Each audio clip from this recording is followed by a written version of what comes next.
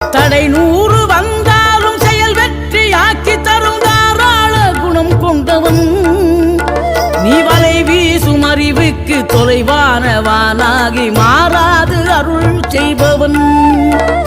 தீராத காதலோடு திருவடியை தொழுபவர்க்கு திரவியமே தருகின்றவன். நீ தாராள உள்ளமோடு தவக்கோலம் கொண்டு பெறும் தார்மீக பொருள் தந்தவன். தார்மீக பொருள் தந்தவன்.